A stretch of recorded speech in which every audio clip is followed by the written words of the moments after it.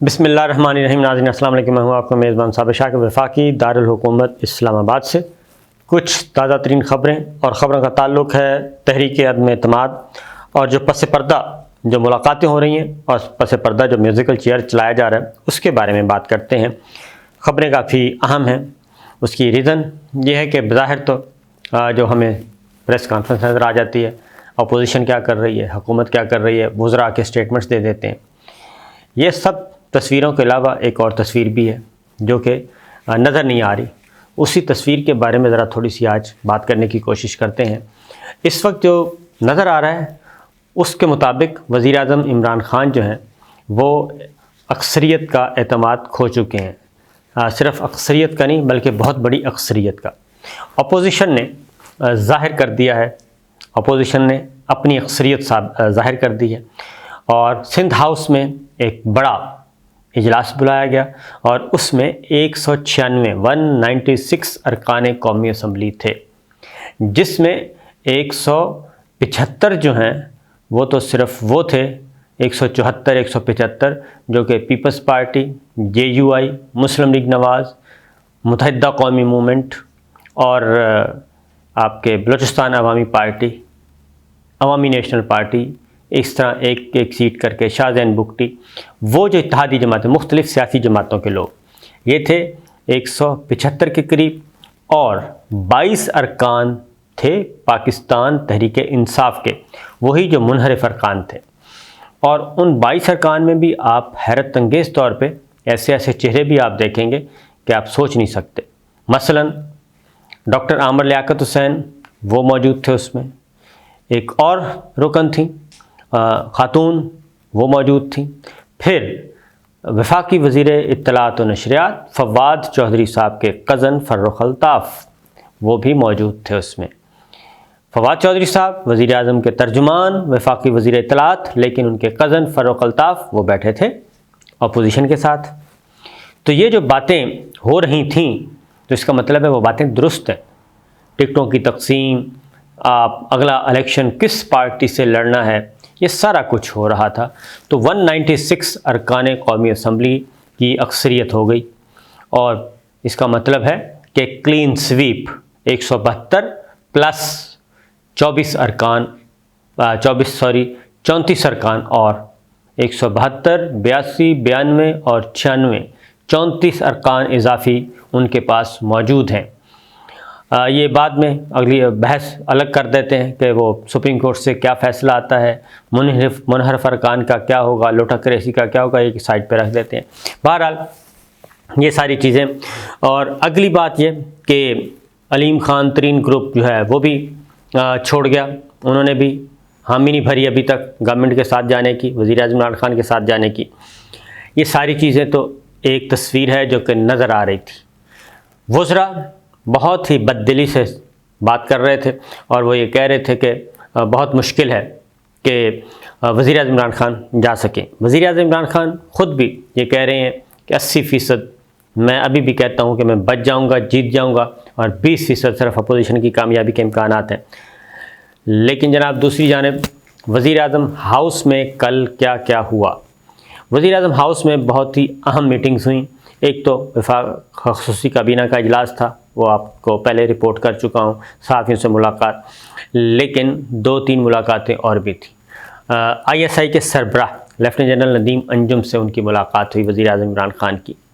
وہ ملاقات کافی اہم تھی اور اس ملاقات میں تھوڑی سی سچویشن کو ڈیفیوز کیا گیا، اور وہ اس سینس میں کہ خط ایک تو دکھایا جانا تھا صحافی برادری کو، اور اس خط کو پھر اس ملاقات کے بعد دکھایا نہیں گیا بلکہ صرف جھلک دکھا کے اس کا ایک جو جنرل باتیں اس میں سے کچھ باتوں کا بتا دیا گیا گورنمنٹ کو، صحافیوں کو وہ بتا دیا گیا۔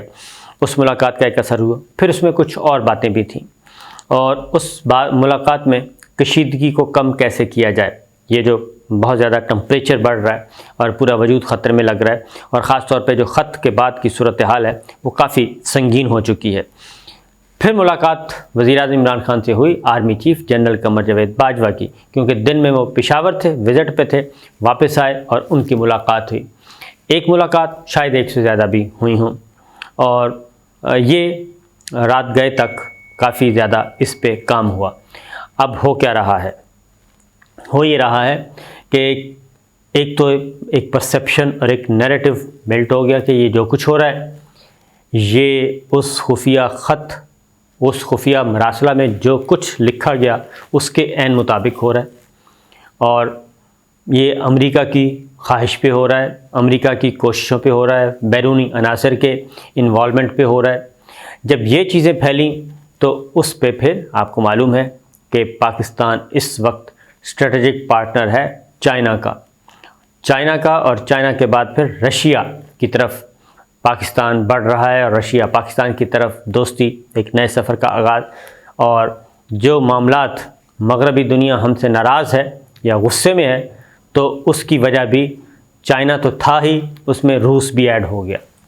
تو جب یہ چیزیں آئیں تو اب یہ جب چیزیں پبلک میں، ٹاک شوز میں، ٹی وی میں، خبروں میں جب آنا شروع ہوئیں تو ظاہر ہے کہ اس میں اب چائنا جو ہے اس کا وہ ایک نمبر 1 تو اس نے آج تک پاکستان کو کوئی تکلیف نہیں پہنچائی۔ پاکستان کو کیا کسی بھی مسلمان ملک کو کسی بھی دوسرے ملک پہ چڑھائی نہیں کی، خون ریزی نہیں کی، جنگ نہیں کی، اور پاکستان کے ساتھ تو ہمیشہ سے پاکستان کا وہ یعنی پہاڑوں سے اونچی اور سمندروں سے گہری دوستی، شہد سے زیادہ میٹھی، یہ ہے ایک بنا ہوا ہے پاک چین دوستی کے بارے میں، اس میں کوئی شک بھی نہیں ہے۔ اور سی پیک کے بعد وہ مزید پاکستان کے ساتھ، پاکستان اور چائنا کے مفادات ایک ہو گئے۔ اس کے بعد جب یہ کشمیر کا معاملہ ہوا انڈیا کے ساتھ، اور انڈیا کی درگت بنائی، اور پھر جو پاکستان پہ فروری 19 میں جو کچھ ہوا، پاکستان کے ساتھ ایک حملہ کیا گیا اور پاکستان نے پھر جوابی کارروائی بھی کی، اس وقت چائنا نے پاکستان کو کس حد تک سپورٹ کیا کوئی تصور نہیں کر سکتا۔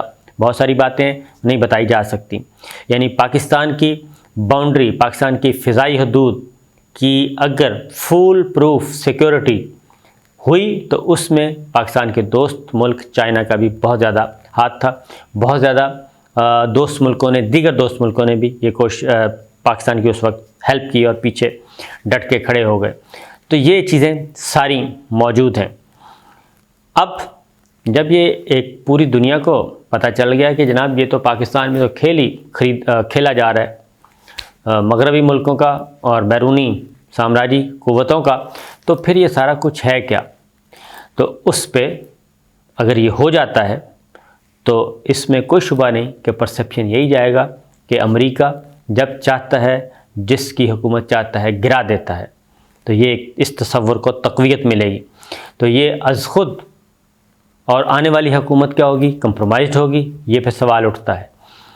پھر یہاں پہ امریکی جو ناظم الامور ہیں اور دیگر مغربی ملکوں کے سفیر ہیں وہ بھی بڑے متحرک نظر آئے، ان کی بھی ملاقاتوں کا سلسلہ ابھی بھی جاری ہے۔ تو یہ ساری چیزیں جو ہیں کھٹکیں پاکستان کے دوست ملکوں کو، اور پھر اب ان کی طرف سے بھی تحفظات، کنسرن شو کیے گئے ہیں۔ وزیر خارجہ شاہ محمود قریشی بیجنگ میں ہیں، ان کی چین کے وزیر خارجہ، چینی حکام سے ملاقاتیں ہوئیں، روسی وزیر خارجہ سے ملاقاتیں ہوئیں، دیگر جو افغانستان کے ہمسایہ ممالک ہیں، وسط ایشیائی ریاستوں کے، ان سے ملاقاتیں ہوئیں۔ تو مین اہم ملاقات چائنا اور روس کے ساتھ تھی۔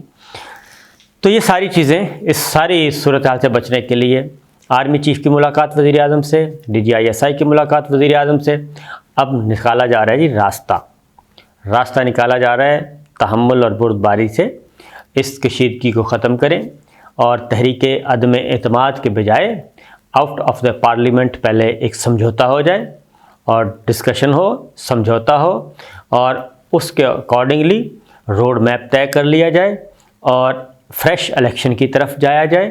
یہ ساری کشیدگی اور یہ سب کچھ، یہ چون چون کا مربع جو اکٹھا ہوگا، کیا یہ چون چون کا مربع کوئی حکومت کو بہتر پوزیشن میں لے جائے گا پاکستان کو، یا وزیر اعظم عمران خان اس کے بعد پھر خاموش بیٹھیں گے؟ نہیں، ایسا ہوگا نہیں، اور پھر مزید غیر سیاسی صورتحال، غیر یقینی صورتحال ہو جائے گی۔ تو جب یہ ساری چیزیں ہیں تو اب اس پہ باقاعدہ طور پہ out of the parliament settlement کے لیے کوششیں کی جا رہی ہیں اور شروعات ہو چکی ہیں۔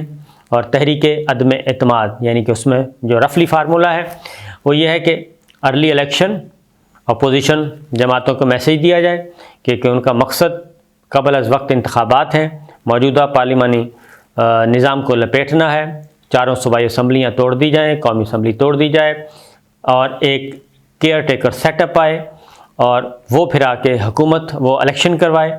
یہ ساری چیزیں نمبر 1 جو اس وقت بات ہی چل رہی ہے کہ اسمبلیاں ڈیزالو کی جائیں۔ پہلی بات ہے تحریک عدم اعتماد واپس لے لی جائے، حکومت اور اپوزیشن کو ایک جگہ بٹھا کے پہلے باہر انڈائریکٹلی اور اس کے بعد اکٹھے بیٹھیں، ایک ایگریمنٹ پہ لے کے آئیں اور اس میں الیکشن کا ٹائم طے کیا جائے کہ فلاں مہینے الیکشن ہوگا، الیکشن شیڈول۔